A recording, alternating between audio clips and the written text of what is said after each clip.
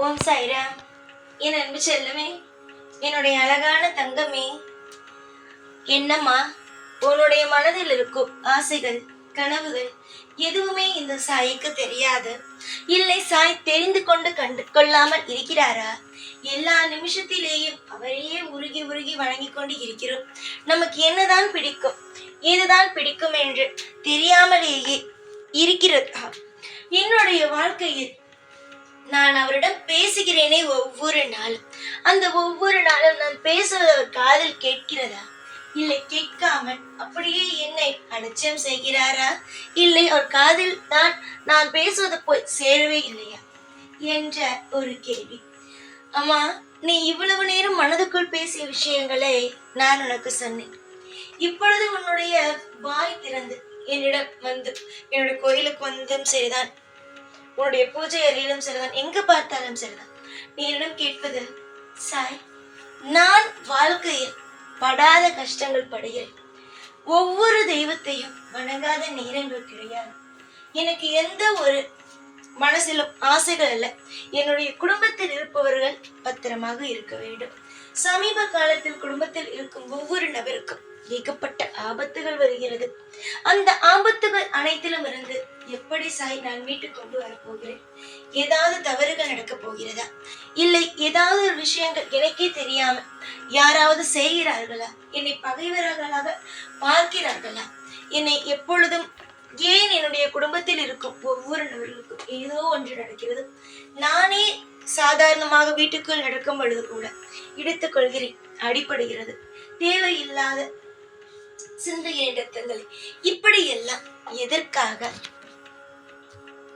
ஏன் எனக்கு மட்டும் எப்படி நடக்கிறது? எனக்கு மட்டும் தான் நடக்கிறது என்று பார்த்தால் என்னுடைய குடும்பத்தில் இருப்பவர்களுக்கும் அப்பப்போ ஏதாவது ஒரு ஆபத்துகள் வந்து கொண்டே இருக்கிறது. இது யார் செய்வது? இல்லை கிரகங்கள் தான் செய்வதா?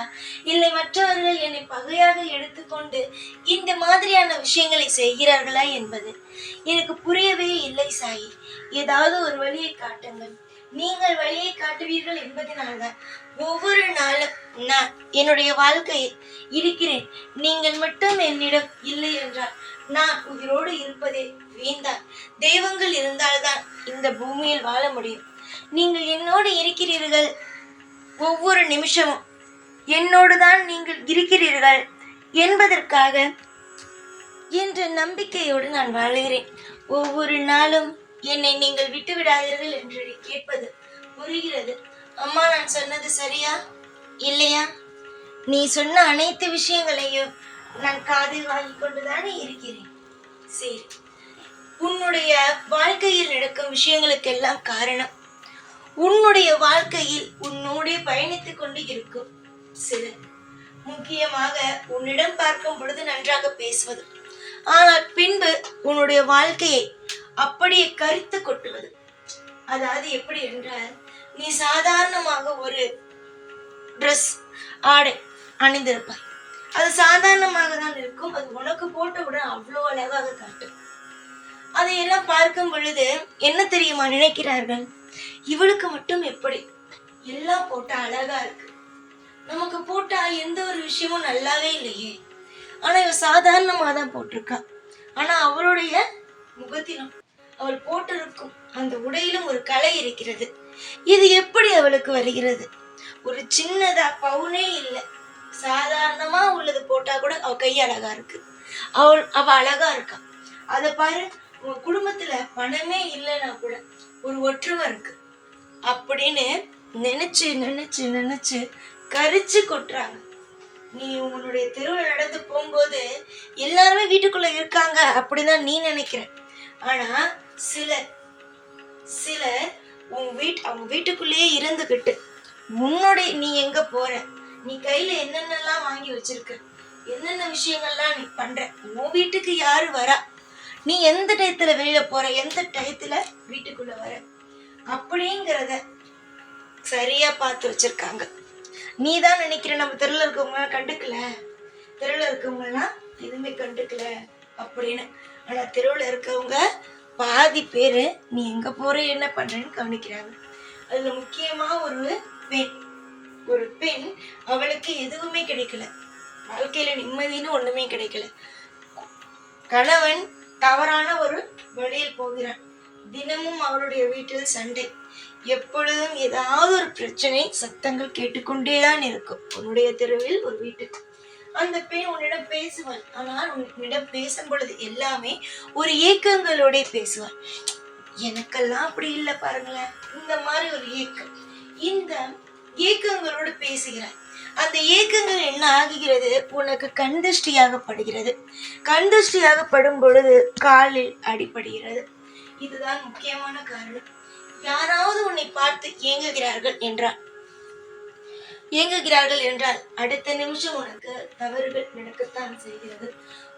முக்காவாசி நேரம் நீயே பார், உன்னுடைய வீட்டில் ஏதாவது ஒரு சாப்பாடு செய்வார், அந்த பெண் வருவார், ஒரு ருசி பார்க்கிறாளோ இல்லை என்னவோ ருசி, எனக்கெல்லாம் இதை செய்ய தெரியாது, ஐயோ இவ்வளவு நல்லா வச்சிருக்கீங்க, எனக்கெல்லாம் வராது. உங்க குடும்பத்துல எல்லாரும் ஒத்துமையா இருக்கீங்க, பணமே காசே இல்லைன்னா கூட ஒத்துமையா இருக்கீங்க, ஒரு சின்ன ஒரு அழகா கிளம்பி வெளியில போறீங்க, ஆனா எனக்கு பாருங்களேன் எதுவுமே அமையல.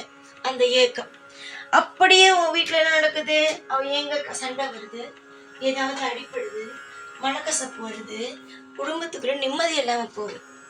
நான் மட்டும் ஒன்னு சொல்றேன், யார் வேணாலும் இருக்கட்டும், அதாவது உன் ரத்த உறவா இருக்கட்டும், தெரிஞ்சவங்களா இருக்கட்டும், யாரு வேணாலும் இருக்கட்டும், உன்னுடைய வீட்டு வாசலுக்கு வராங்களா, உன் வீட்டு வாசல்ல என்ன பேசுறாங்களான்னு சொல்லலாம், இல்ல உன் வீட்டுக்குள்ள வந்து பேசுறாங்களான்னு சொல்லலாம்.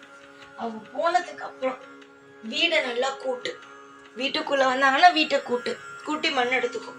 இல்ல வாசல்ல நிக்கிறாங்க, நம்ம பேசுற விதமெல்லாம் வந்து கண்டிஸ்ட் வைக்கிற மாதிரி இருக்கு. ஏன்னா ஒரு நபரை பார்க்கும்போது தெரிஞ்சிடும். அப்படி இருக்கும்போது நல்லா வாசலை கூட்டு மண்ணை கொஞ்சம் எடுத்துக்கும், எடுத்து கொட்டாங்குச்சியில வச்சு சுத்தி போடு. புரிஞ்சுதா? சுத்தி போடு. இது நீ செய்யும் போது வாழ்க்கையில பல மாற்றம் வரும். கண் திருஷ்டி படாது, அடிப்படாது, ஒண்ணுமே நடக்காது. யாரு என்னாலும் உனக்கு காமிச்சிட்டேன், இதுக்கு மேல நீ குழம்பிட்டே இருக்க கூடாது. அந்த மண் எடுத்து ஒரு கொட்டாங்குச்சி, அதாவது அந்த கொட்டாங்குச்சி எப்படி இருக்கும்னா 3 கண்ணு கொட்டாங்குச்சியா இருக்கணும். அந்த கொட்டாங்குச்சியில போட்டு கொஞ்சமா கடுகு, பட்டை, மிளகா இத போட்டு ஏத்தி விட்டு ஒரு சூடத்தை உள்ள வச்சு உங்க வீடு முழுக்க எத்தனை பேர் இருக்கீங்களோ அத்தனை பேர் வச்சு சுத்திட்டு வீட்டு வாசலுக்கு போயிட்டு வீட்டையும் சுத்திட்டு இந்த பக்கம் 3 முறை அந்த பக்கம் 3 முறை சுத்திட்டு வாசல்ல வச்சு எரிய விட்டுட்டு திரும்பி பார்க்காம வந்துரு. திரும்பி பார்க்க கூடாது, திரும்பி பார்க்காம வந்துரு. கண்திஷ்டியானது அந்த கடுகு வெடிக்க வெடிக்க வெடிக்க அந்த கண்திஷ்டியானது அப்படியே பட்டு போகும். இதை நீ வியாழக்கிழமையில் செய்யலாம், செவ்வாய்க்கிழமையில் செய்யலாம், ஞாயிற்றுக்கிழமையில் செய்யலாம். மற்ற நாளில் சுற்றி போடுவது ஒரு நல்ல சக்தியானது கிடையாது. உனக்கு கண்திஷ்டியானது உங்களுடைய வாழ்க்கையிலிருந்து போக வேண்டும் என்றால் இதை செய்யுங்கள். இந்த 3 கிழமையில் மட்டும், செவ்வாய், வியாழன், ஞாயிறு, இந்த 3 கிழமைகளில் மட்டுமே செய்யுங்கள். மற்ற கிழமையில் செய்யாதீர்கள். வெள்ளிக்கிழமையில் எல்லாம் சுற்றி போடவே கூடாது, அந்த தவறை செய்யாதீர்கள். புரிகிறதா? வெள்ளிக்கிழமையில் திருஷ்டி சுத்தி போடக்கூடாது. இந்த 3 கிழமை மட்டுமே விசேஷமான கிழமை கண் திருஷ்டி சுற்றி போடுவதற்கு. இந்த 3 விஷயத்தையும், இந்த 3 நாளையும் நீங்க பயனுள்ளதா பயன்படுத்திக்கோங்க. சுத்தி போடுறதுக்குன்னு மறந்துடாம சுத்தி போட்டுக்கோங்க. நான் சொல்றத நீ புரிஞ்சுக்கிட்டு அதே மாதிரியே நீ செஞ்ச அப்படின்னா வாழ்க்கையில உன்னை விட முன்னேறதுக்கு யாருமே இல்லை. ஏன்னா உன்னுடைய வாழ்க்கையில திறமை இருக்கு, உன்னுடைய வாழ்க்கையில அற்புதமான நடக்கிற விஷயம் இருக்கு. நீ தேடி தேடி ஒவ்வொரு விஷயத்துக்கும் ஓடுற, ஒவ்வொரு விஷயத்தையும் அடையணும், இந்த விஷயம் அடையணும், அந்த விஷயம் அடையணும், அந்த விஷயம் செய்யணும், இந்த விஷயம் செய்யணும் அப்படின்னு ஒவ்வொரு விஷயமா தேடி தேடி ஓடுறல்ல. இந்த கண்திஷ்டியாலதான் எல்லாமே தடப்பட்டு இருக்கு. இனிமே அது படக்கூடாது, எல்லாமே நல்லது நடக்கணும் அப்படின்னா நிச்சயமா நீ புரிஞ்சுக்க வேண்டியது, கண்திஷ்டி எடுக்கணும், உன் குடும்பத்தை நீ காப்பாற்றணும். உன் குடும்பத்தை காப்பாத்துறது உன் கையில. ஏன்னா நான் என்ன சொல்றேங்கிறத நீ தான் கேட்குற, உன் வீட்டுல இருக்கவங்க இல்ல. நான் என்ன சொல்றேன் அப்படிங்கறது நேரடியா உன்னிடம் வந்துதான் நான் சேர்க்கிறேன். அப்படி இருக்கும்போது நீ தான் அதை புரிஞ்சு நடந்துக்கணும். நீ தான் உன் குடும்பத்துக்கா நீ வேற காப்பாத்துற இடத்துல இருக்க. குடும்பத்தில் இருக்கவங்க நினைச்சுக்கலாம், நான் தான் சம்பாதிக்கிறேன், நான் தான் இங்க எல்லாம் அப்படின்னுட்டு. சம்பாதிக்கிறத விட அங்க எப்படி குடும்பம் நடக்குது அப்படிங்கிறது தான் பார்க்கணும். புரிஞ்சுதா? அதனால உன்கிட்ட நான் முக்கியமான விஷயத்த சேர்த்துட்டேன். இதுக்கு மேல நீ எது வேணாலும் உன்னுடைய வீட்டை பார்த்துக்கோ. நல்லது நடக்கட்டும். எல்லாம் அற்புதமே. எல்லா விஷயத்திலும் உன் கூடவே இருப்பேன். இந்த சாய்நான். ஓம் சாய்ராம்.